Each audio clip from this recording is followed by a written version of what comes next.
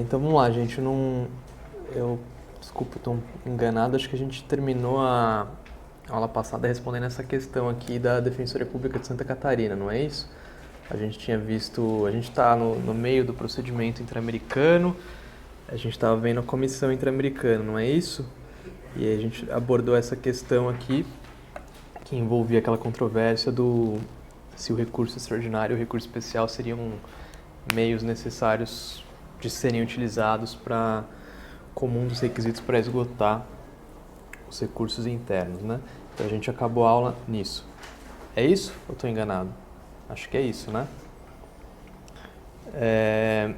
Então, só para a gente lembrar, a gente está vendo o procedimento no sistema interamericano. O procedimento ele é bifásico.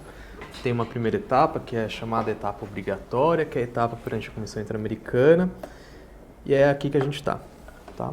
A segunda etapa é a etapa perante a Corte e a gente vai ver isso hoje, tá?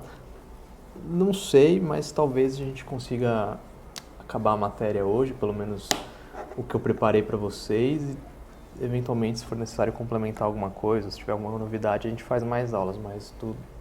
Digamos que o básico talvez a gente acabe hoje, tá? Da aula passada, ou de qualquer outra aula, alguém tem alguma dúvida? Não? Então tá, né? Então a gente viu o exame de admissibilidade, né? Então, se a pessoa apresentar a petição, né, em 6 meses, a partir do esgotamento dos recursos internos, se a petição estiver devidamente qualificada e se não estiver configurada litispendência internacional ou coisa julgada internacional, a comissão vai admitir essa petição. Lembrando que se o Estado quiser invocar alguma defesa preliminar, né, alguma defesa que impeça a apreciação do mérito, esse é o momento para fazer isso e cabe ao Estado, então, invocar essa defesa especificando direitinho, se falar, não esgotou os recursos internos, cabe ao Estado apontar quais eram os recursos que deveriam ter sido utilizados pelo peticionário. Se ele não fizer isso, a matéria está preclusa, proibição de atuação de um comportamento contraditório, proibição do venire contra factum próprio, princípio do estopel, enfim, são esses os nomes. Não pode depois o Estado invocar essa defesa perante a Corte, tá? Isso está precluso. Então, admitida a petição, vai ser feito o exame do mérito, né? O Estado ele vai ser notificado, intimado, enfim, a se manifestar e não é obrigatório, né? Se ele não se manifestar, não há qualquer prejuízo, tá? O procedimento tem curso normalmente. Diz o regulamento da comissão que a omissão do Estado em não apresentar sua defesa acarretará a presunção de veracidade dos fatos alegados. Então, é a mesma ideia da nossa revelia no processo civil. Ressalvada a existência de outros elementos de convicção, tá? Então, se outros elementos de convicção já disponíveis no processo apontarem para uma conclusão diferente, não há presunção de veracidade dos fatos. Em seguida, é possível a realização de uma solução amistosa, ou seja, um acordo entre as partes, e o processo, então, para por aqui. Exemplo disso é o caso dos meninos emasculados no Maranhão, caso que foi proposto contra o Brasil, e é o nosso primeiro caso em que o Brasil alcançou uma solução amistosa ainda perante a Comissão Interamericana, tá?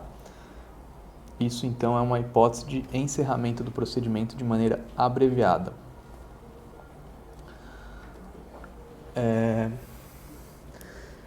Podem ser produzidas provas perante a comissão.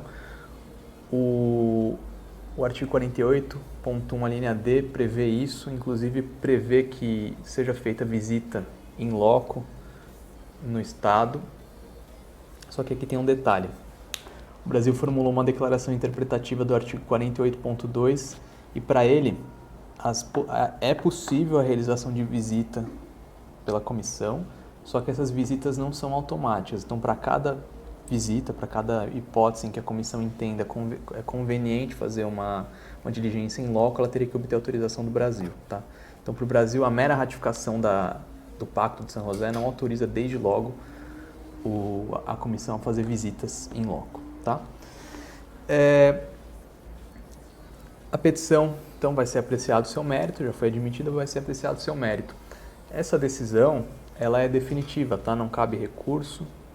Se a corte entendeu, se a comissão entendeu que a parte não tem razão no mérito, ou não era o caso de admissão da petição, enfim, o procedimento se encerra por aqui, sua decisão é definitiva, não cabe qualquer tipo de recurso, ok? E aí vem um problema. A decisão da comissão, ela tem força vinculante ou não? Muito se debate sobre isso porque quando o Pacto de San José da Costa Rica trata desse tema, ele fala que o procedimento será encerrado por recomendações, né? Então, se a gente interpretar essa expressão no sentido literal, usual, recomendação é aquilo que não obriga, né? Te recomenda a fazer isso. Você, se entender conveniente, faça. Se entender que não é conveniente, não faça, não há qualquer tipo de sanção, porque é uma mera recomendação. Então, se a gente partir de uma interpretação literal,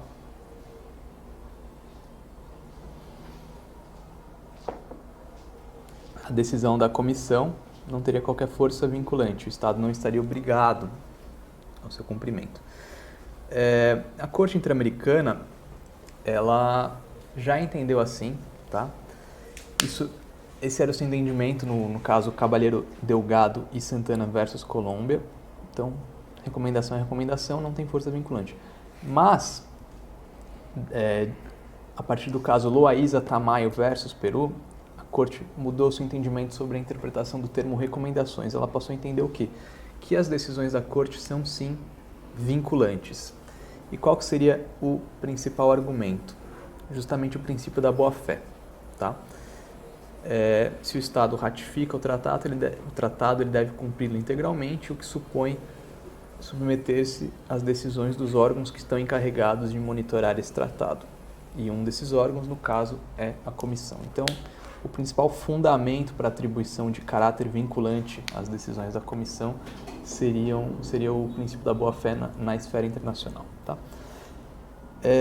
Mas a Corte, ela fez uma distinção. De um modo geral, a comissão pode eventualmente emitir 2 informes, né, que são informes da sua decisão final que terá as recomendações. Isso se chama informe ou relatório, tá? Tem um primeiro informe e tem um segundo informe. A força vinculante não seria do primeiro informe, mas do segundo. Por quê? O primeiro informe, ele não é definitivo ainda, né? Concluído o procedimento, a Corte emite lá suas recomendações. Então, Estado, constatei aqui que você violou esse direito, adeque sua conduta e repare os danos causados à vítima, neste caso. Isso estaria no seu primeiro informe, tá? Esse primeiro informe não é ainda vinculante, por quê? Porque ele não é definitivo. Então não há como se considerá-lo vinculante. O Estado recebe esse primeiro informe, que ele ainda é um informe confidencial, tá? E tem 3 meses para cumprir esse informe. O prazo de 3 meses é o prazo que está no Pacto de São José da Costa Rica, mas esse prazo pode ser prorrogado, tá? Isso é admitido em inúmeros casos. O Estado não cumpriu esse informe. O que acontece para o Estado? 2 possibilidades. Primeira possibilidade, a comissão aciona a Corte Interamericana. Nesse caso, então, não há mais que se falar em procedimento perante a Comissão Interamericana, o caso é remetido à Comissão Interamericana.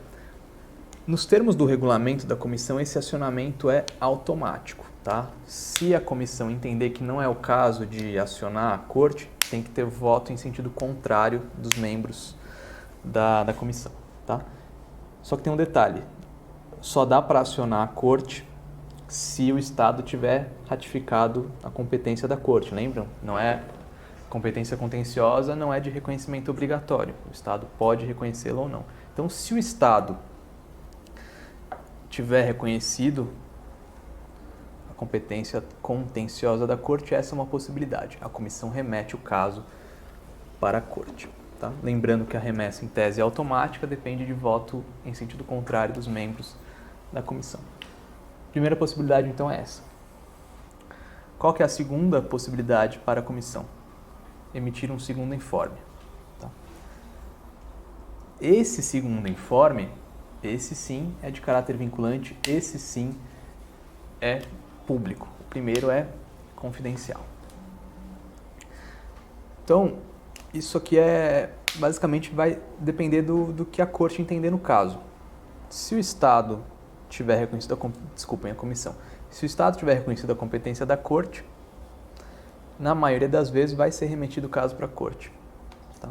Se o Estado não tiver reconhecido, não há o que se fazer necessariamente, o caso acaba perante a comissão e aí é emitido esse segundo informe, que é de caráter vinculante. Então, esse segundo informe não há discussão, o Estado deveria cumpri-lo. Tá? Mas qual que é o problema aqui? O problema, novamente, é a falta de efetividade das normas internacionais. Porque não há um procedimento de execução, não há medidas efetivas para assegurar o cumprimento dessas normas. Então, nos termos do próprio Pacto de São José da Costa Rica, a única consequência, a única sanção para o descumprimento de um informe da comissão seria a inclusão desse fato no relatório que a comissão presta anualmente à OEA. Então é só isso que cabe. Vai ficar lá constando, o Estado descumpriu minha recomendação, meu informe, meu relatório, enfim. Pega mal na sociedade internacional, mas no fim das contas não assegura uma efetividade para a decisão da comissão. Tá? Beleza? Alguma dúvida até aqui?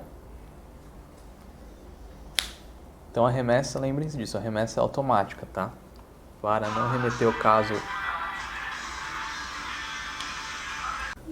Então, enfim, para não remeter o caso à corte, tem que ter um voto em sentido contrário dos membros da comissão. Então tem esses dois informes. Seria possível um terceiro informe?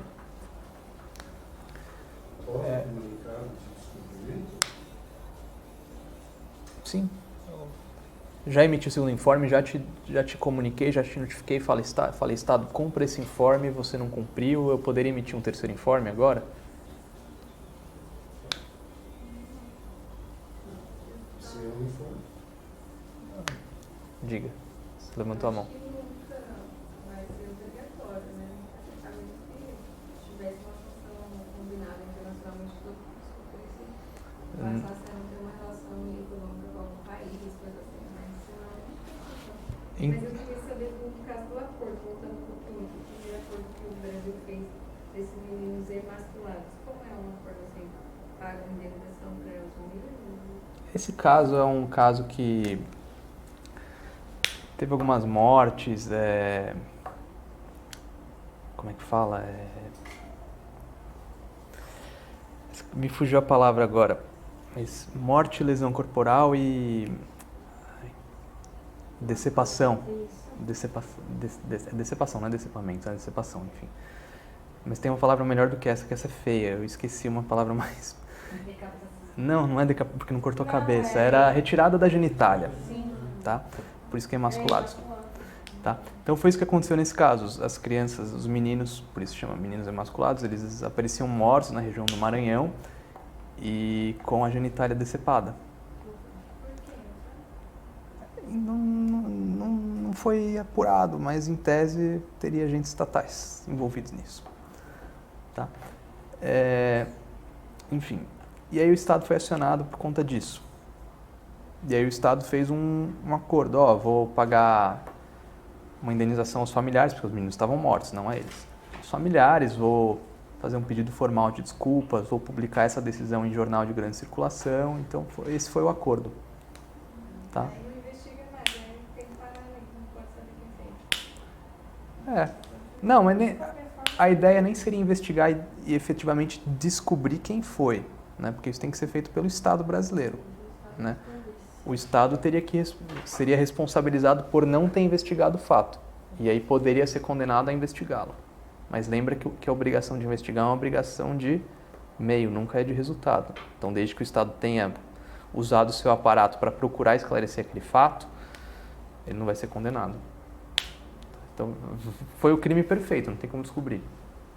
Mas tudo bem, eu lancei mão de tudo que estava à minha disposição. Né? Não é um simples lavar as mãos. Tá? Então, voltando para o... Alguma outra dúvida? Voltando para o informe. O terceiro informe pode ser emitido ou não? Não pode ser emitido um terceiro informe. Quem disse isso? A Corte Interamericana, na opinião consultiva número 15 de 97. Então, ela entendeu que acaba no segundo informe, tá? E ela também ressaltou que o segundo informe, ele, via de regra, ele é imodificável, tá? Então, emitido esse informe não pode ser alterado.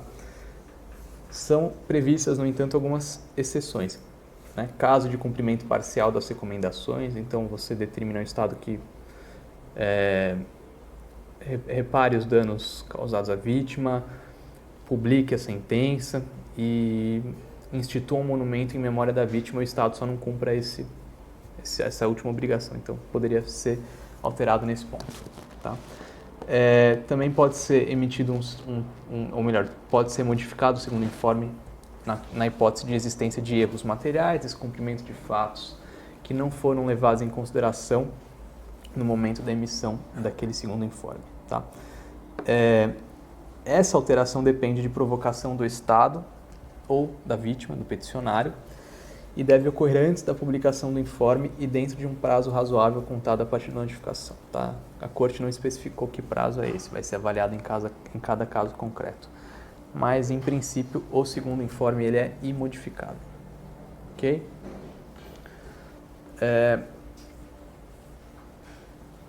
Como eu disse, se emitido o primeiro informe, descumprido esse primeiro informe, se o Estado tiver reconhecido a competência contenciosa da Corte, a comissão automaticamente remeterá o caso para a Corte. Tá? A remessa, então, é automática, exceto se houver decisão em sentido oposto da maioria absoluta dos membros da comissão. Tá? Competências da comissão e controle de sua atuação. Isso aqui foi extraído de duas opiniões consultivas da Corte Interamericana.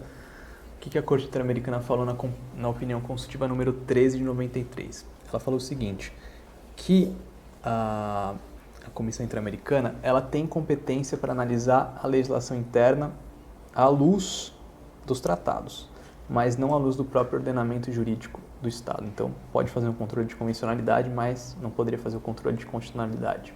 Tá? O que mais? Opinião consultiva 19 de 2005. Estabeleceu que a comissão, seus membros têm autonomia e independência para atuarem e eventual ilegalidade será corrigida pela própria Corte. Quando? Quando o caso for remetido à sua apreciação. Tá? Então, a Corte que efetuaria um controle de legalidade da atuação da comissão. Medidas cautelares. Tá? Não confundam aqui, a gente vai ver mais para frente, os termos são importantes, mas enfim, a ideia por trás é a mesma, é tutela de urgência. A comissão, ela emite medidas cautelares. A Corte também tem uma espécie de tutela de urgência, mas no tratado se chama medidas provisórias, tá? Que não tem nada a ver com a nossa espécie legislativa. Tá? Então, não confundam os termos. A comissão, então, emite o quê? Medidas cautelares. Onde isso está previsto? Aqui que mora o problema. O Pacto de San José não menciona essa competência da Comissão Interamericana. Se vocês analisarem o Pacto de São José da Costa Rica, não está lá previsto. A comissão poderá emitir medidas cautelares. E aí que mora o problema, porque se não tem previsão no tratado, em tese, não poderia ter essa atuação da comissão. A comissão não poderia emitir isso, né? Estaria violando a legalidade. Onde estão previstas essas medidas cautelares? No regulamento da Comissão Interamericana. O regulamento da Comissão Interamericana é aprovado por ela própria. Né? Então não haveria em tese vinculação aos estados. De qualquer forma, está previsto no regulamento e isso pode ser objeto de cobrança. O que vocês têm que saber é o quê? que no pacto não está previsto e justamente por isso o Estado poderia, em tese, questionar se rejeitar cumprir a medida cautelar. Regra geral, a medida é adotada mediante provocação do peticionário, da parte interessada, ou de ofício pela comissão, mas, em princípio, após a oitiva do Estado. Tá? Em princípio, então, o Estado tem que ser ouvido antes da adoção da medida cautelar, ressalvada a situação de urgência, iminência de perigo, iminência de dano ou perigo de perecimento do direito. Então, o contraditório aqui, via de regra, ele é o quê? Prévio à adoção da medida.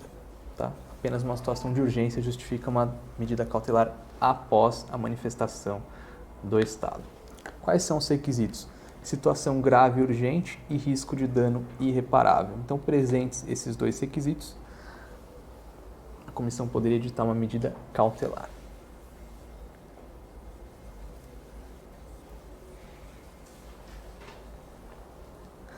A comissão, ela editou a medida cautelar no caso da hidrelétrica de Belo Monte. E aí justamente surgiu o questionamento do Brasil. Olha, veja, não há previsão, não vou cumprir isso aqui porque não há previsão. O que foi alegado nisso? Foi, nesse caso, justamente que o Estado brasileiro teria que interromper as obras porque a sua construção, a construção da usina, colocaria em risco todas as comunidades indígenas que vivem naquela região, na região da bacia do rio Xingu. E a comissão deferiu a medida, então, para quê? Para que o Estado parasse a construção. O Estado não cumpriu. Inicialmente, a comissão deu uma medida muito ampla, extremamente ampla. O que o Estado determinou? Brasil, você pare as obras. Se você quiser continuar a sua construção, você tem que fazer o seguinte, realizar processo de consulta das populações indígenas, porque elas serão afetadas por aquela obra, então elas têm que ser consultadas sobre isso. Seria essa a primeira condição. O que mais? Que esta consulta não seja meramente formal, seja uma consulta efetiva e que conte com a participação autêntica daquela população que será afetada. E uma terceira medida seria a adoção de medidas de práticas para proteger a vida e a saúde e a integridade física, enfim, dos indígenas da bacia do rio Xingu. Então seriam essas três condições. Esse foi o primeiro momento. No primeiro momento, então, a comissão falou: Brasil, você não pode continuar a obra. Se quiser continuar, faça isso. O Brasil falou: não, isso é muito amplo, não vou cumprir. Você não tem competência para me obrigar a fazer isso, nem está previsto no Pacto de São José, como é que você quer que eu cumpra? E aí a comissão voltou atrás. O que a comissão falou? Falou que o debate, ela deu uma nova medida cautelar, menos ampla, mais restrita. Ela entendeu que o debate relativo à necessidade de fazer as consultas prévias, porque as normas internacionais de fato determinam isso, falou que a necessidade de realização de consulta prévia ou não seria algo atrelado ao mérito e, portanto, não poderia ser decidido em sede cautelar. Então, ela retirou essa exigência da consulta prévia. Mas ela, ao mesmo tempo, falou para o Estado fazer o quê? Continuar adotando as medidas para a proteção da vida, da integridade, da saúde daqueles indígenas, e também determinou que o Estado concluísse de maneira célere os procedimentos que questionam a demarcação de terras naquela área. Tá? Não preciso nem falar, né? Eu não preciso nem falar se foi cumprido ou não, né? Outra hipótese de atuação da Comissão Interamericana em sede cautelar é nesse caso aqui de São Paulo, tá? Um caso que chegou ao conhecimento da comissão após a atuação da Defensoria Pública do Estado, tá? É o caso dos adolescentes internados no Centro de Atendimento Socioeducativo do Adolescente, Fundação Casa. Isso foi deferido em 2016, tá?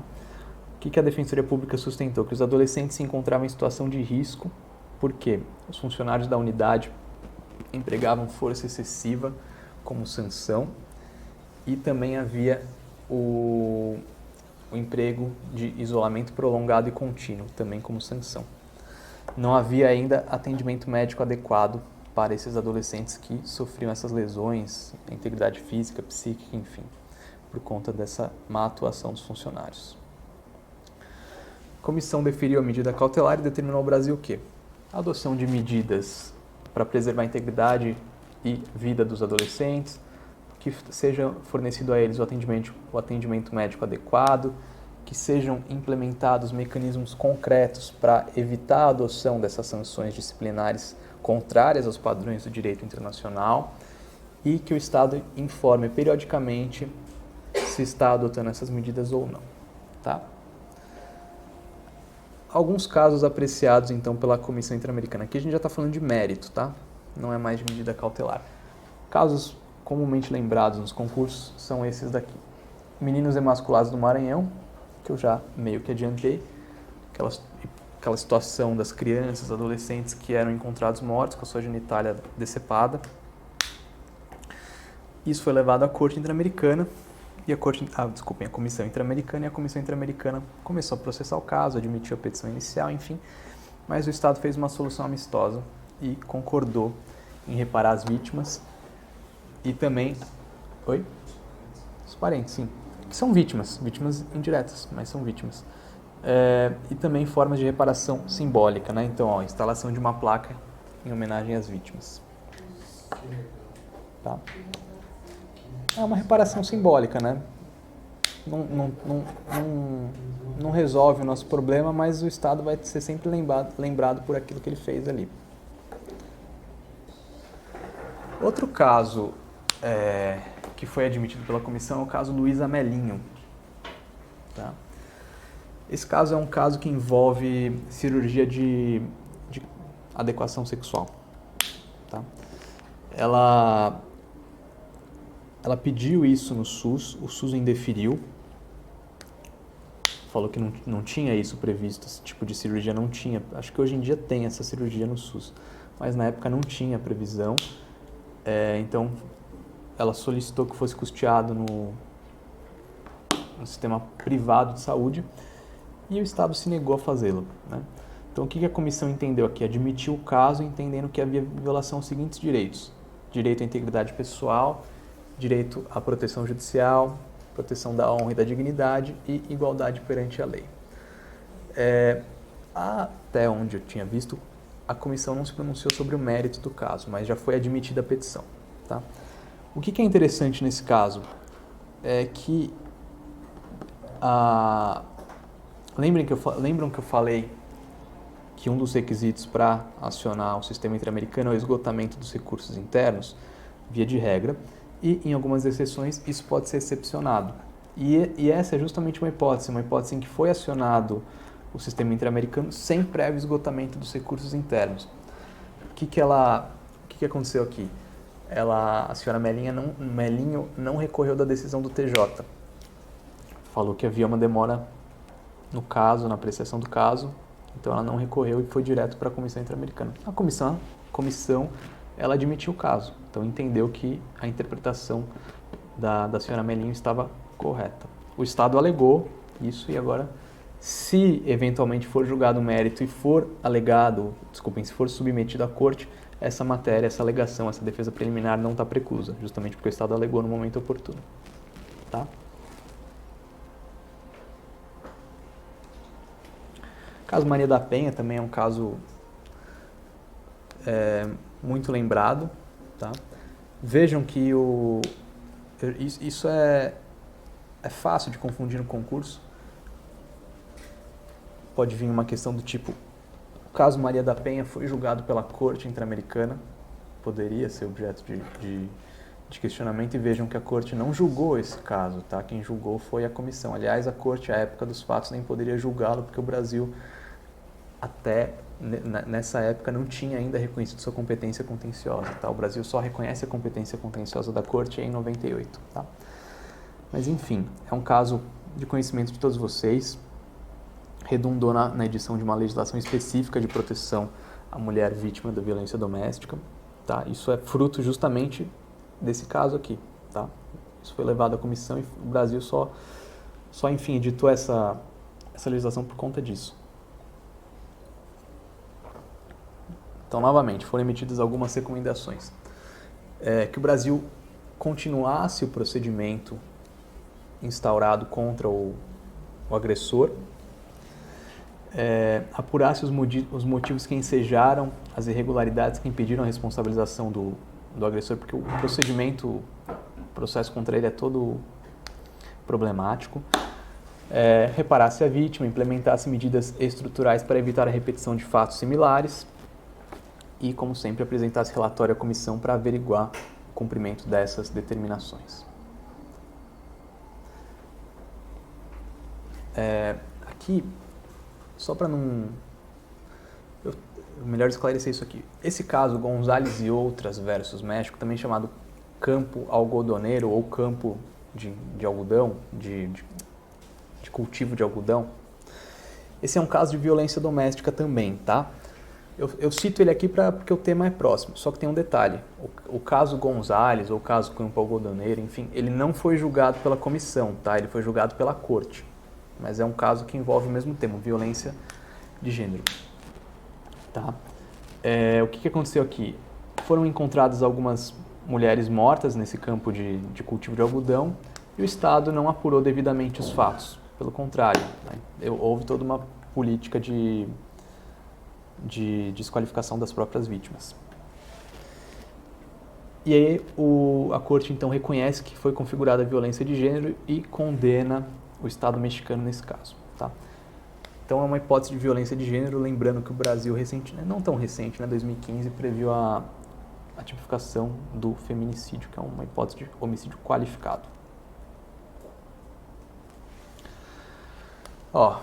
Então vamos lá, uma questão. Defensoria Pública de Santa Catarina. No processo perante a Comissão Interamericana de Direitos Humanos, todas as fases serão públicas com o objetivo de constranger o Estado violador a respeitar os direitos humanos. A gente viu até que o primeiro informe ele é confidencial, né? Em todo caso, é possível a edição de medidas cautelares contra o Estado violador, desde que este seja previamente ouvido. Não sei se... Eu ficaria na dúvida nessa, porque ele usa um termo que leva a confusão, que leva a gente sempre a ficar desconfiado, que é o em todo caso, né? Tem alguns requisitos específicos. Então, em princípio, essa aqui a gente não eliminaria de cara, mas poderia ficar em dúvida.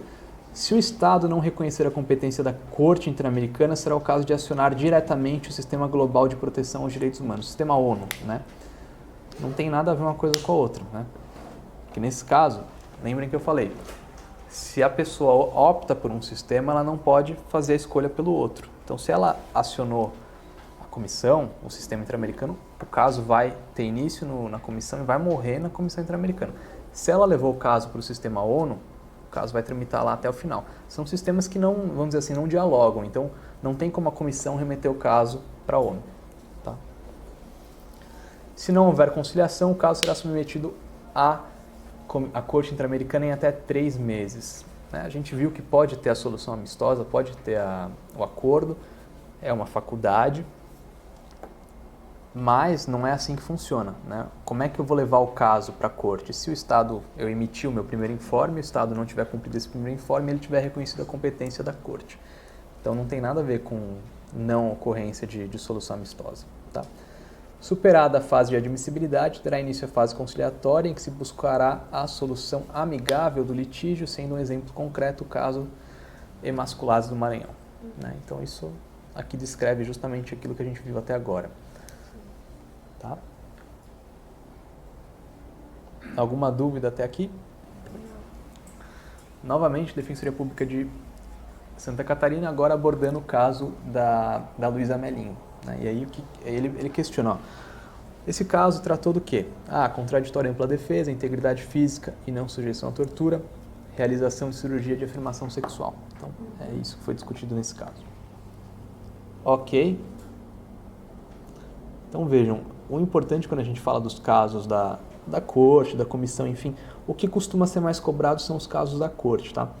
Mas o que a gente tem que saber é justamente isso. Qual que é o pano de fundo? Né? Por que o Estado foi condenado? Né? Houve violação a um determinado direito. Ok. O Estado foi condenado ou foi absolvido? É esse o pano de fundo que vocês têm que saber. Tá? Então a gente viu a comissão. Sobre a comissão, alguém ficou com alguma dúvida? Não? Tudo bem?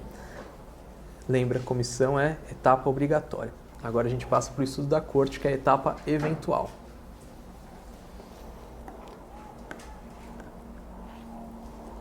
Delimitação do âmbito de atuação da Corte Interamericana. A comissão é órgão previsto no Pacto de São José da Costa Rica, como eu disse, mas antes disso ela era um órgão, ela é ainda, mas antes disso ela já era prevista como um órgão da OEA, não é? Com a Corte Interamericana é diferente. A Corte, ela é órgão só previsto no Pacto de São José da Costa Rica. Então não tem como a Corte atuar contra quem não reconheceu, contra quem não ratificou, contra Estado que não reconheceu o Pacto de São José da Costa Rica. Então, Estados Unidos, por exemplo, a comissão pode processá-lo. A Corte jamais, por quê? Porque os Estados Unidos não ratificaram o Pacto de São José da Costa Rica, que é o órgão que prevê a Corte Interamericana. Tá? Então, primeiro requisito, que o Estado tenha ratificado a Convenção Americana. Segundo requisito, que esse Estado tenha reconhecido expressamente, especificamente, a competência contenciosa da Corte. Tá? A mera ratificação do Pacto de São José da Costa Rica não faz com que o Estado possa ser processado perante a Corte. É necessário algo mais, que é essa declaração específica reconhecendo essa competência contenciosa da Corte. Então, para a gente pegar o exemplo do Brasil. O Brasil, em 92, ratifica a Convenção Americana sobre Direitos Humanos. Então, em 92, entra em vigor no Brasil, como norma interna, a Convenção Americana. De 92 a 96, de 92 a 98, nesse intervalo de 6 anos, já estava vigente a Convenção Americana. Okay? Só que, nesse intervalo, o Brasil não tinha ainda reconhecido a competência contenciosa da Corte. Então, por fatos ocorridos nesse período, o Brasil não pode ser processado. Por fatos ocorridos a partir de 98, que é o ano que o Brasil reconhece a competência contenciosa da Corte, então a partir desse momento o Estado pode ser processado. Ok? Lembrando, voltando, que o Estado que uma vez reconhece a competência da Corte não pode se desvencilhar da competência da Corte. Não pode falar, não quero mais jogar, não quero mais brincar com você. Reconheceu a competência da Corte, o negócio é definitivo. Qual que é a única forma de eu não estar mais submetido à competência contenciosa da Corte? Que eu denuncie integralmente a Convenção Americana. Eu quero sair da Convenção, tudo. Quero abrir mão da Convenção, ok, tudo bem. Tá? Mas não posso denunciar, lembrem? Se é a denúncia de um tratado, não posso denunciar só o reconhecimento da competência da Corte, ok? A delimitação do âmbito de atuação da Corte faz com que a gente debata algumas teorias. A primeira teoria é a teoria da quarta instância. De acordo com essa teoria, os órgãos internacionais, eles seriam órgãos superiores aos órgãos nacionais e, portanto, sendo órgãos superiores, eles poderiam rever decisões dos órgãos nacionais, reformando essas decisões, anulando essas decisões, enfim, por serem hierarquicamente superiores. Então, o acionamento de um órgão internacional funcionaria justamente como um recurso. Né? Isso é o que prega a teoria da quarta instância. Tá? Então, o órgão internacional é um órgão revisor. Para isso eu teria que esgotar necessariamente todas as instâncias ordinárias dentro do país para então... Sim, isso é pressuposto, mas não tem nada a ver com a teoria da quarta instância. Isso é pressuposto de acionamento dos órgãos internacionais, justamente porque a jurisdição internacional é uma jurisdição subsidiária. Então, necessariamente, você tem que esgotar os recursos internos. Tá? Então, de acordo com a teoria da quarta instância, o órgão internacional seria um órgão revisor. Tá? A Corte Interamericana não adota essa teoria. Tá? Não adota. Então, diante de um ato judicial, então vamos supor que o ato judicial que causa um dano àquela vítima.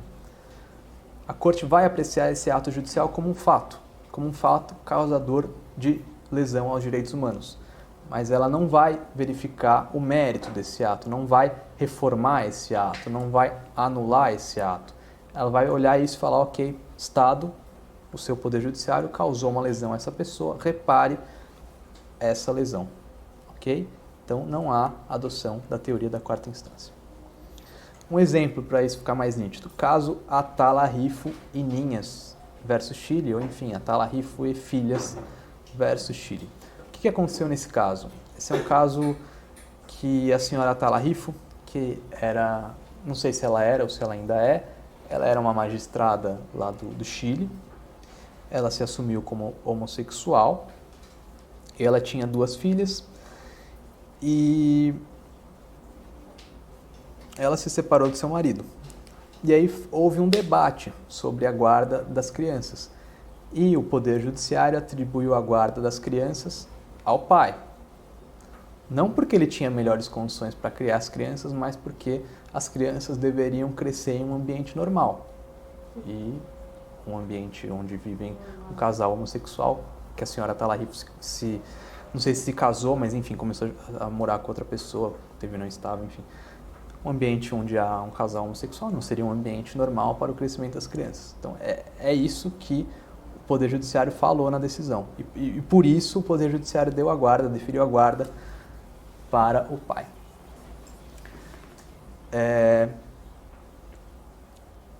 O Estado chileno foi condenado, né? O que a Corte falou? Olha, Estado, essa decisão, estou apreciando essa decisão como um fato jurídico, esta decisão viola o direito à família, viola o princípio à igualdade, viola o dano ao projeto de vida. Então, Estado, repare as lesões que você causou à senhora Atala Rifo e às suas filhas. Parou aqui. Não adota a teoria da quarta instância. Se adotasse a teoria da quarta instância, aí viria uma discussão nova. Ah, deixa eu ver de fato com quem que deve ficar a guarda. Viram como é diferente? Ah, beleza. Ah, não, realmente o Estado tem razão, vou manter a sentença. Não, acho que a senhora Atala Rifo tem melhores condições, então vou deferir a guarda à senhora Atala Rifo. Viram como é diferente a adoção da teoria da quarta instância? Então, não adota, aprecia a decisão judicial como um fato causador de lesão aos direitos humanos. Quem não reforma, não anula essa decisão. Ah, mas tem um monte de nulidade nesse processo. Ok, essas nulidades violam garantias processuais e vou condená-lo por isso, mas não vou anular esse processo. Ok? Então, essa é a teoria da margem da quarta instância, a teoria da quarta instância. Outra teoria é a teoria da margem de apreciação, né? Qual que é a premissa dessa teoria? Essa é uma teoria adotada no sistema europeu de proteção dos direitos humanos e, basicamente, considerando que o continente europeu ele é formado por uma pluralidade de estados que não tem um consenso sobre determinadas questões, partindo desse pressuposto, há determinadas situações que o juiz internacional não deveria apreciar. Por quê? Porque não há um consenso sobre isso. Então, se o juiz internacional apreciasse essa matéria, ele estaria violando a autonomia do Estado na regulamentação dessa matéria. Ele não teria substrato para decidir sobre isso, porque é um fato muito inerente, muito peculiar ao Estado. E lembrem, como não tem um consenso mínimo, não há como eu verificar se houve violação a determinado aspecto. Por quê? Porque todo tratado de direitos humanos ele pretende estabelecer o quê? Um padrão mínimo de proteção. Tá? Então, se sobre determinada questão não há um consenso, não há como eu verificar se foi estabelecido esse padrão mínimo ou não, e, portanto, eu, juiz internacional, não deveria apreciar essa matéria. Isso estaria submetido ao quê? A apreciação do juiz nacional e só. Essa é a teoria da margem de apreciação. Então, você tem uma zona de incompetência do órgão internacional. Tá? Se vocês analisarem algumas decisões da Corte, se tiverem a curiosidade algum dia, vocês vão ver que, em algumas situações, essa frase margem de apreciação, ela aparece em algumas decisões da Corte Interamericana. Tá? mas a Corte Interamericana não adota a teoria da margem de apreciação, ao menos não com os mesmos efeitos que o sistema europeu adota. Tá? Por quê? Porque quando ela em todo caso, ela sempre decide alguma coisa, ela nunca se reconhece como incompetente para apreciar alguma questão. Isso é a teoria da margem de apreciação. Eu me reconheço como incompetente. E a Corte nunca faz isso. Tá?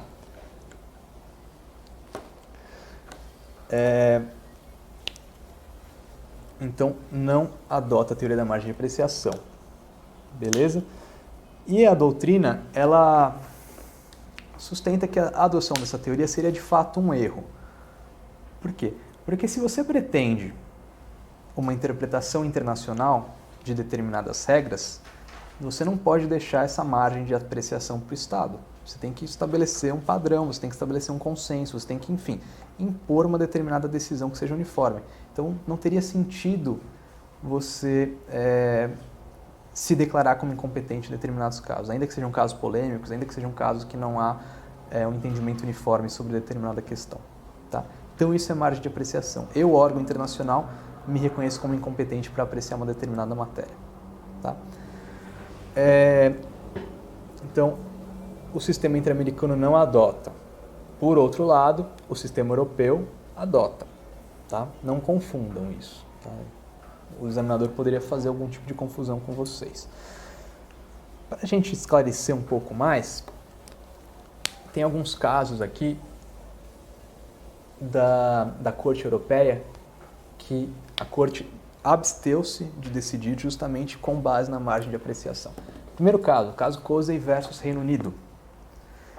Nesse caso, o que nós temos? Nós temos uma pessoa que ela pretendia se casar com outra do mesmo sexo. Não me recordo se ela era transgênero ou não, mas enfim, era uma pessoa do mesmo sexo dela. E ela era reconhecida socialmente como mulher, tá? O Estado mesmo tratava ela como mulher. E aí ela pretendia se casar com essa pessoa. E o Estado, não sei se foi a Inglaterra, enfim, mas é Reino Unido aqui, não permitiu que ela se casasse. Não permitiu. E aí a Corte Europeia falou o quê? O Estado está certo porque o casamento é um ato que deve ser previsto por cada Estado e aqui na Europa não tem um padrão. Alguns Estados falam que o casamento necessariamente envolve pessoas do sexo oposto, outros falam que pode envolver pessoas do mesmo sexo. Então, como não há um consenso, eu me abstenho de decidir nesse caso. Tá? Então, entendeu que a proibição do Estado foi correta. Tá? O caso Lauzzi versus Itália é um caso que chegou ao conhecimento da Corte Europeia pelo seguinte. Na Itália, nas escolas, é ensinado religião, é pendurado crucifixo. E aí uma mãe falou, olha, vocês estão impondo religião aos meus filhos. E eu não concordo com isso. Então, está errado, vocês têm que tirar esses crucifixos, vocês têm que... Enfim. E pelo mesmo argumento, a Corte falou, olha, não devo apreciar isso aqui porque é algo muito interno do Estado. O Estado é laico, ok. Mas alguns países seguem... por tradição, catolicismo, outros aqui na Europa não são católicos, enfim, não há um padrão uniforme, então eu vou me abster de decidir nisso aqui. Então, caso Lauzzi é justamente isso. Então, entenderam a lógica da margem de apreciação? Eu me reconheço como incompetente justamente porque o tema é polêmico. Basicamente é isso que está falando. A Corte Interamericana não adota, ok? Uma última teoria que também delimita o âmbito de atuação da Corte Interamericana é chamada de teoria da etapa temprana. O temprano vem aqui no slide entre aspas, porque temprano é uma palavra espanhola, tá? Que significa o oposto de tarde, então cedo. Então, teoria da etapa cedo. Eu achei que não ficou bom traduzir e eu não encontrei nenhuma palavra que expressasse a ideia. Talvez teoria da etapa preliminar funcionasse. Mas enfim, eu optei por utilizar justamente como é utilizado, ou melhor, como foi utilizado pela Corte Interamericana. Essa teoria ela parte também da ideia da subsidiariedade da jurisdição internacional.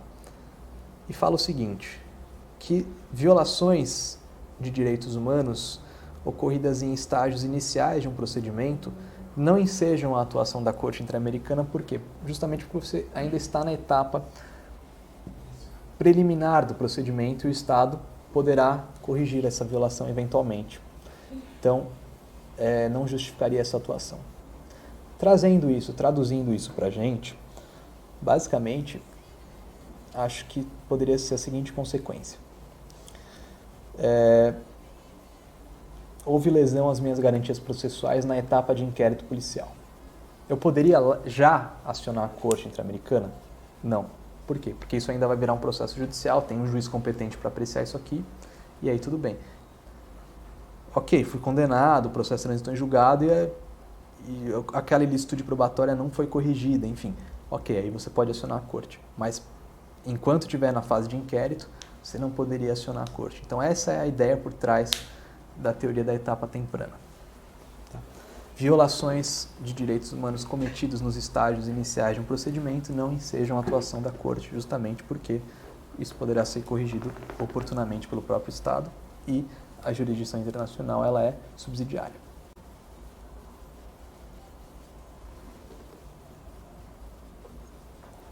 Essa teoria foi adotada num único caso, tá? Caso Breuer-Carias versus Venezuela. Qual que é o pano de fundo desse caso? Era a época do Hugo Chávez ainda, tá? E aí tentaram derrubar o Hugo Chávez e esse sujeito aqui, o Breuer-Carias, ele foi acusado de participar dessa tentativa de golpe. Foi determinada a sua prisão preventiva e o Breuer-Carias fugiu do país, tá? E aí os seus advogados continuaram usando dos remédios jurídicos e pediram a nulidade do procedimento. Estava ainda em etapas iniciais. Então isso aqui tem que ser declarado nulo. E aí o que o judiciário fez? Eu aprecio o seu recurso desde que você se apresente. Tá? Então foi isso que foi determinado. Ele não se apresentou, obviamente. E ele levou o caso à corte. E a corte falou justamente isso. Tá? Logo no começo do procedimento, isso pode ser corrigido. A própria corte, o próprio Pacto de São José autoriza fiança, autoriza medidas cautelares diversas da prisão. Então, o Estado está agindo de acordo com o previsto. Isso vai poder ser corrigido eventualmente, oportunamente. Se vira aí, se apresentar for preso. Basicamente. Então, se apresentar for preso condenado, depois a gente conversa. E basicamente foi isso, lavou as mãos, né? Se vira aí, mano. Então, e foi adotado, mas não foi por unanimidade, tá? Houve protesto de 2 juízes da corte, o Manuel Ventura Robles e o Ferrer MacGregor. Não é situação de voto. Prevalece o voto da maioria. O voto aqui é divergente, só consta. Tá? Eles falaram que você adotar essa teoria representava um grave retrocesso no âmbito de atuação da corte. E outra coisa é que você poderia, a partir desse momento, você estaria graduando as lesões aos direitos humanos. Né? Você poderia fazer uma escolha, essa aqui é relevante, eu vou atuar, essa aqui não é relevante, eu não vou atuar. E você não pode fazer isso. Todas as lesões são relevantes, todas as lesões você tem que obter a reparação. Tá? Então, teoria da etapa temprana, adotada sob protesto e por ordem um único caso. Tá? Então, teoria da quarta instância, não adotada. Teoria da margem de apreciação, não adotada. E teoria da etapa temprana, adotada. Beleza? Até aqui? Seguimos. Composição da Corte Interamericana de Direitos Humanos. São 7 membros, tá? Os mandatos são de 6 anos, uma única reeleição. Tal qual a comissão, exige-se a composição plural, ou seja, não pode haver mais de um nacional do mesmo estado. Não pode ter 2 brasileiros, não pode ter 2 argentinos, não pode ter 2 uruguaios, enfim. Quem indica os os juízes? Os estados. Tá? E, novamente, pode indicar até 3 pessoas. Se indicar 3 pessoas, um dos indicados não pode ser nacional desse estado. Tá? Então, se o Brasil pode indicar 1, o Brasil pode indicar 2. Se o Brasil optar por indicar 3, um tem que ser argentino, ou uruguaio, ou chileno, ou enfim. Tá? Novamente, os requisitos são meio abertos, né? Ele tem que reunir condições para ocupar o posto mais prestigiado do judiciário do seu país. Então, só poderia ser indicado, no nosso caso, uma pessoa que reunisse condições para ser ministro do STF. Tá? Então, por exemplo, eu poderia indicar um cara que é muito bom, sabe tudo de direitos humanos, mas tem 32 anos? Não poderia. Tá?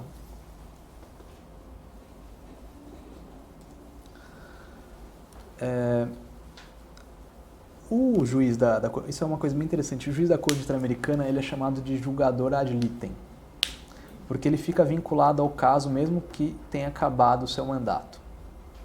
É bem interessante isso.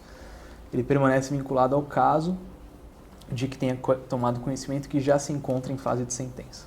Tá? Isso se chama julgador ad litem.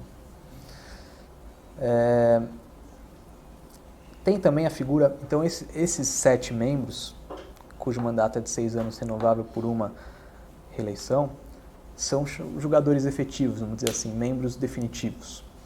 Tem também a figura do juiz ad hoc na Corte Interamericana. Tá? O que é o juiz ad hoc? Vocês sabem o que é ad hoc, é temporário, provisório.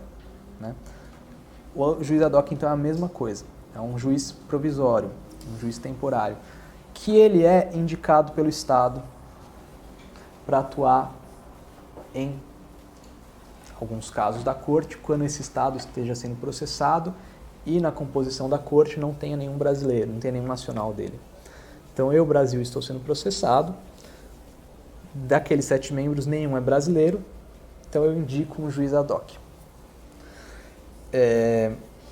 Vejam, isso é meio problemático, porque você está indicando um juiz nacional seu para, talvez, qual o poder de influência que ele vai ter lá, talvez ele exerça um poder de convencimento dos outros muito grande. Será que isso é correto? Será que isso é certo? Será que isso não gera uma suspeição? Será que também não é ruim para o Brasil? Ou, enfim, para o Estado? Vejam o caso Gomes Lund, né, que foi indicado um juiz ad hoc. Na situação ele pode se declarar suspeito. Não, ele não vai se declarar suspeito porque ele foi indicado. Mas vejo que também pode ser um remédio ruim, né? Porque no caso Gomes Lund, o juiz, o ad hoc lá, o Roberto de Figueiredo Caldas, ele destruiu o Brasil no voto dele. Mas enfim. Não gera um questionamento sobre a imparcialidade desse cara? E sobre a imparcialidade do próprio órgão, porque ele vai sentar lá e vai discutir com os outros julgadores? Então, justamente por isso, a Corte Interamericana ela fixou uma nova interpretação dessa figura do juiz ad hoc. O juiz ad hoc está previsto no artigo 55. Tá? Na opinião consultiva, a Corte Interamericana praticamente tornou letra morta a figura do juiz ad hoc. Opinião consultiva número 20 de 2009. O que a Corte falou ali? Falou, pode ser indicado o juiz ad hoc desde que se trate de uma demanda interestatal. Lembram da demanda interestatal? Aquela que surge por provocação de um Estado denunciando outro Estado. Por que tornou letra morta? Porque é grande exceção no sistema. Quantos casos de demanda interestatal a gente tem? 2. Então, praticamente tornou letra morta. Tá? Então, em síntese, juiz ad hoc é aquele juiz indicado pelo Estado, nos casos em que a Corte Interamericana, na sua composição, não conte com nenhum nacional desse Estado que está sendo processado.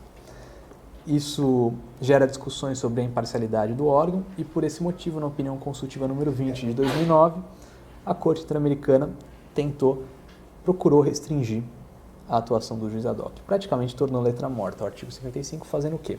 Falando que o juiz ad hoc somente terá atuação nos casos que cheguem ao conhecimento da Corte por conta de demandas interestatais. Tá? Ou seja, um Estado processando o outro. Não é um indivíduo processando o Estado. Tá? Ok? jurisdição ou competência contenciosa da Corte. Então, lembra sempre, depende de reconhecimento expresso do Estado. Acionamento. Quem pode acionar a Corte? Sempre, lembra que tem a etapa eventual. Então, sempre que a gente fala em acionamento da Corte, tem que ter cumprido a etapa eventual perante a comissão. Então, cumprida a etapa eventual, quem pode acionar a Corte?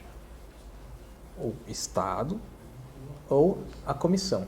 A vítima, o peticionário, enfim, o titular dos direitos humanos violados, não pode acionar a Corte. Nunca, tá? Não tem competência para isso, não tem legitimidade, não dá. Não, mas eu acho que nesse caso aqui teria que ser... Você pode até achar, mas você não tem legitimidade para levar esse caso ao conhecimento da Corte, tá? Então, quem aciona? Artigo 61.1. Comissão e Estado. Só. Beleza? Além disso, o acionamento ele está sujeito a 2 pressupostos que nós já vimos. Mas, enfim, só para a gente sistematizar. O esgotamento da etapa obrigatória, que é aquela etapa perante a comissão. Esse é o primeiro pressuposto. E o nosso segundo pressuposto é que o Estado tenha reconhecido a competência contenciosa da Corte. Se isso não tiver acontecido, não há como ser acionada a comissão, a Corte, e nesse caso o que restaria seria a emissão do segundo informe pela Comissão Interamericana.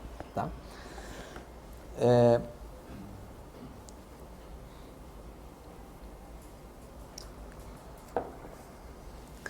Como eu disse, o Brasil ele internaliza o Pacto de São José da Costa Rica em 92, mas só em 98, precisamente em 10 de dezembro de 98, ele reconhece a competência contenciosa da Corte. E olha o que é mais bizarro.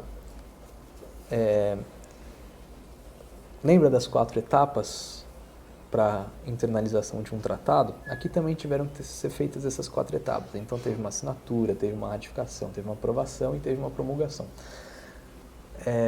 O ato é definitivamente aprovado em 98, mas olha quando que é editado o decreto, em 2002. Então vejam o intervalo de tempo que pode ter entre um e outro ato. 4 anos depois o decreto foi finalmente promulgado.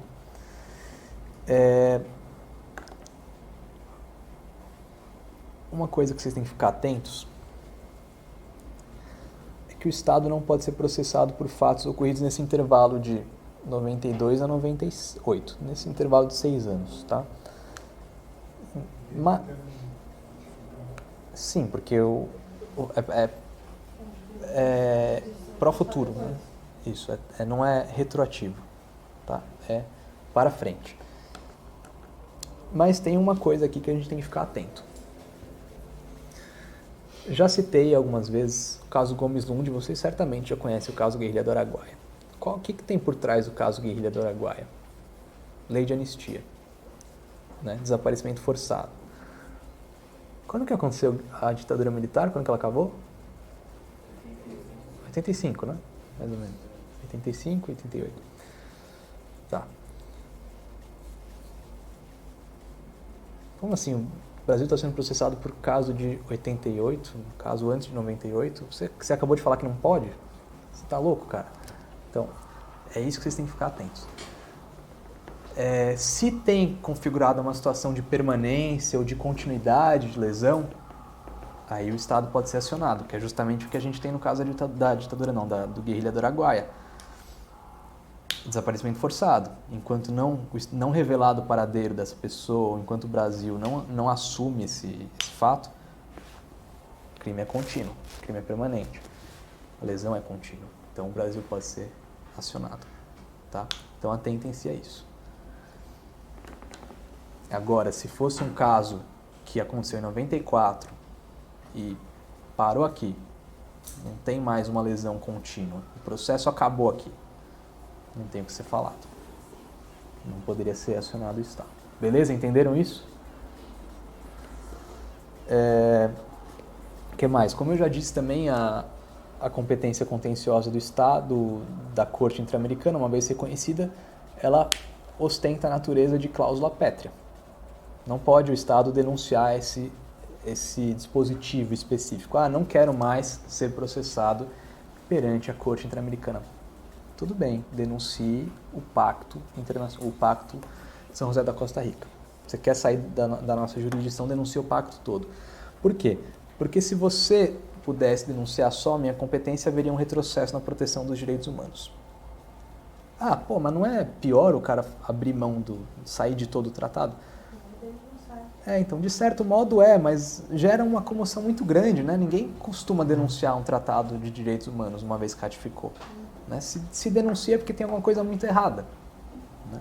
Gera chama a atenção da comunidade internacional, é mais difícil. Então, pode parecer ruim essa solução da corte, mas de certo modo é uma solução boa.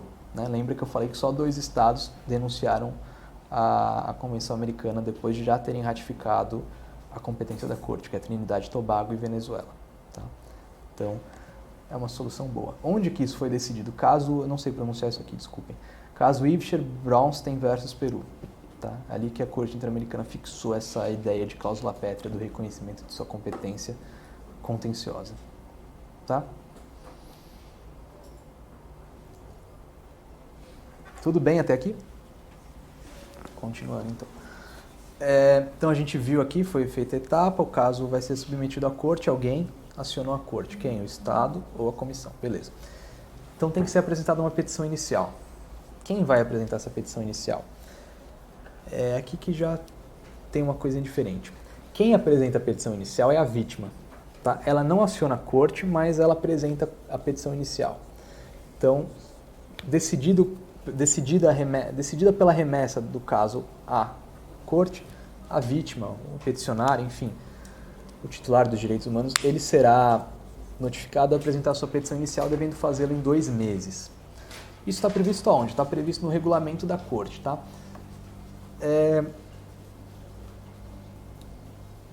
O que se tentou fazer aqui? Tentou dar um protagonismo para a vítima, porque até então quem apresentava a petição inicial era a comissão. Tá? Agora quem apresenta essa petição inicial é a vítima. Isso foi uma tentativa de dar um maior protagonismo para a vítima. Né? Afinal, a gente está discutindo direitos dela. Né?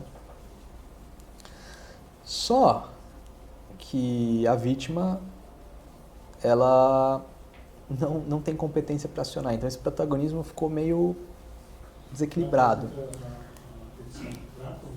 Para a corte. Não, ela apresenta direto para a comissão, ou o Estado decidiu por acionar a corte. Aí a corte vai me notificar, eu vítima. Vítima, apresente sua petição inicial.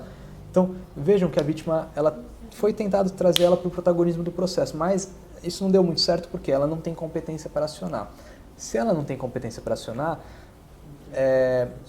ela não pode inovar. Né? Então, o que fica delimitado objetiva e subjetivamente é o que está no relatório da corte, da comissão, no informe da comissão. Não pode inovar ali. Então, mas assim, teve um fato novo, eu vítima, vou colocar isso na minha petição inicial. Isso nem vai ser apreciado, porque não foi julgado ali pela comissão. Então veja que foi uma tentativa de trazer um protagonismo, mas não deu muito certo. Porque ela só apresenta a petição inicial. Tá?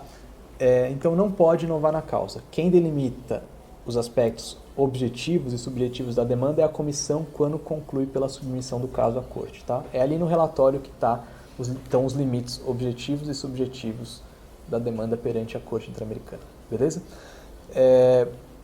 E uma vez que foi acionada a corte, o que a comissão faz? A comissão passa a atuar como custos legis. Tá? Ela é muito próxima do nosso Ministério Público nesse aspecto. Tá? Ela desenvolve uma atuação de custos legis. Tá? Contestação. Deixa eu fazer só uma pergunta. Se por hipótese a vítima apresentar fatos maus, no sentido de vítima, qualquer coisa, a comissão pode solicitar uma inovação? Não. Tem que voltar para o... Se é uma lesão... Cancela aquela inicial? Não. Essas novas lesões tem que passar pelo procedimento da comissão de novo. Não pode inovar na demanda. Não. A gente está tratando aqui de um caso que foi uma operação policial em uma favela, que teve um monte de violação de direitos humanos ali.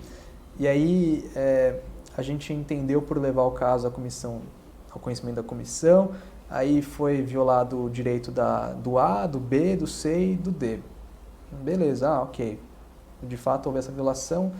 comissão emitiu o seu informe, aí depois o seu vizinho vai lá e fala, porra, mano, eu também estava na mesma situação que você. Ah, beleza, vou pôr você aqui na petição inicial. Não pode. Tá? Então fica... o Estado, inclusive, se for feita uma inovação da demanda nesse aspecto, o Estado vai alegar isso em exceção, né? E a Corte não vai conhecer. Tá? O Estado, então, vai ser notificado para apresentar contestação, 2 meses, tá? Esse é o prazo da contestação, o regulamento da Corte que o prevê. E, na sua contestação, ele vai poder invocar defesa de mérito e defesa preliminar, como sempre. Lembrando sempre do princípio do estopel, né? Defesa preliminar só vai poder ser legitimamente utilizada nesse momento se, anteriormente, perante a comissão, o Estado já se valeu desse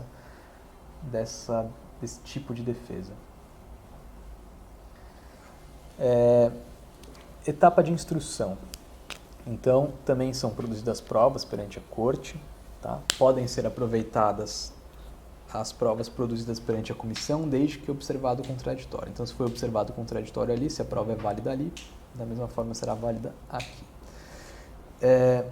Encerramento abreviado do procedimento. Então, algumas situações, o procedimento pode se encerrar sem uma decisão de mérito condenatória, vamos dizer assim. Sempre, nessas hipóteses, será necessária a homologação da Corte Interamericana. Tá? Então, que hipóteses são essas? Solução amistosa, acordo, desistência da vítima, então eu não quero mais debater isso, e reconhecimento dos fatos pelo Estado. Então, essas são as hipóteses de solução abreviada, mas nós estamos debatendo sobre direitos indisponíveis, por isso é necessário acordo, é necessária a homologação da Corte Interamericana. Sem a homologação, o procedimento continua. Tá? Atuação do amicus curiae. Então, professor, desculpa, qual que é o outro motivo além da desistência e do acordo? Acordo, desistência que é pela vítima e reconhecimento dos fatos que é pelo Estado. Tá? Esse reconhecimento pode acontecer até aqui no Qualquer momento. Antes da decisão, né? Antes da decisão condenatória. Mas não há uma situação de preclusão.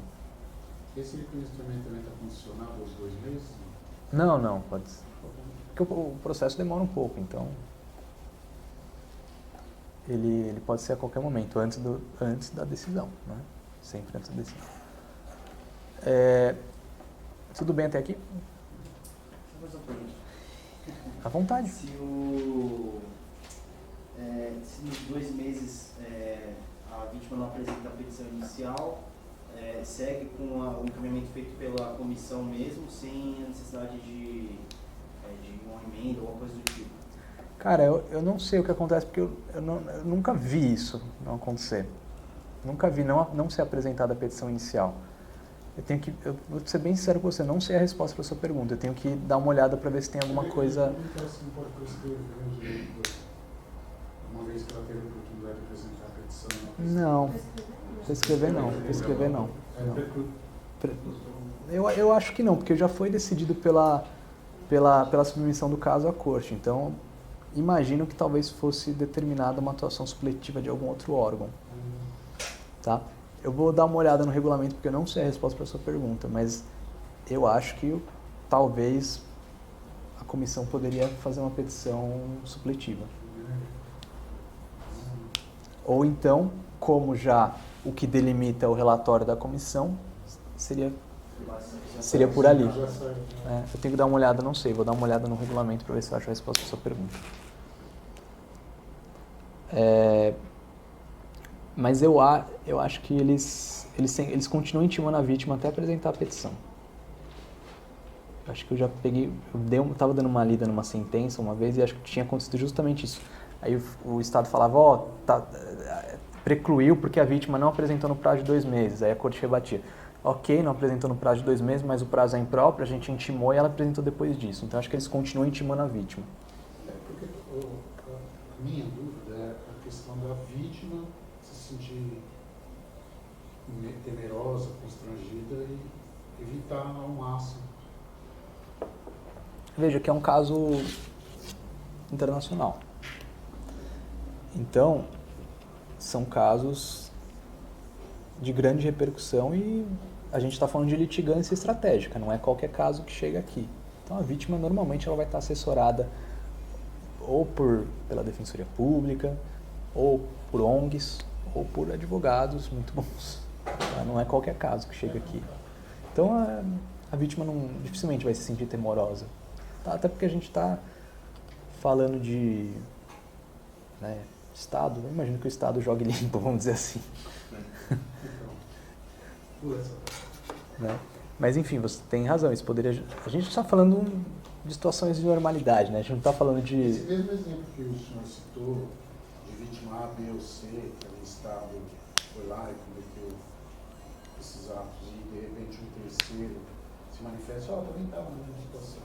Quando eu digo isso no sentido do peticionamento, é nessas circunstâncias de violência sim. exacerbada e todas essas coisas. Então, e é justamente o que acontece, porque às vezes o Estado em si não vai fazer nada, mas os agentes do Estado, justamente num caso desse, e pode acontecer, mas enfim, se já foi admitida a petição naquele momento, se já foi concluído o caso perante a comissão, não há como inovar na petição. Tá? Teria que começar um procedimento novo e, evidentemente, teríamos que ver o quê? Se já não deu aquele prazo de 6 meses de esgotamento dos recursos internos. Então, dificilmente isso poderia ser processado. Tá?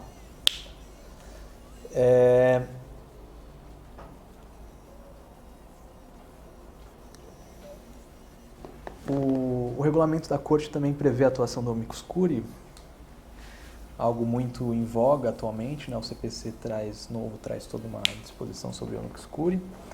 E também tem a previsão de atuação de amicus curiae, no plural amici curiae, no procedimento perante a Corte, né? O amicus curiae, ele fornece um parecer escrito para a comissão. Esse parecer ele traz matérias técnicas, algo que pode melhor subsidiar a decisão da Corte, especialmente em casos mais controversos. E aí tem 2 prazos aqui. Né? Quando é que o amicus curiae vai fornecer esse parecer escrito? Isso é contado da seguinte forma. Se foi designada uma audiência pública, que é possível que um dos atos de instrução sejam audiências públicas, então se foi feita a audiência pública, nos 15 dias seguintes à sua realização, o amicus curiae teria que apresentar o seu parecer escrito. Então essa é a primeira hipótese. Porém, se não foi determinado, ou se não foi utilizado o recurso da audiência pública, aí ele tem 15 dias após o despacho que determina as partes que apresentem as alegações finais. Tá? Então, audiência pública, 15 dias dessa audiência tem que apresentar o parecer. Não teve audiência pública. Se não teve audiência pública, vai vir um despacho da Corte. Partes, apresentem seus memoriais. E aí, nos 15 dias depois desse despacho, tem que ter o parecer do amicus curiae. Beleza? Apresentação das alegações finais. Elas são apresentadas pelo Estado, pela vítima, e também podem ser apresentadas pela Corte. A Corte atua como amicus curiae, e essa é uma apresentação meramente facultativa. Se a Corte entender pela não necessidade de apresentar alegações, ela poderia, pela comissão. Se ela entender pela necessidade de não apresentar suas alegações, como é facultativa, ela não apresentaria. Tudo bem até aqui? Querem fazer uma pausa?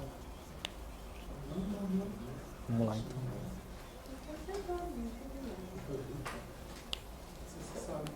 Hã?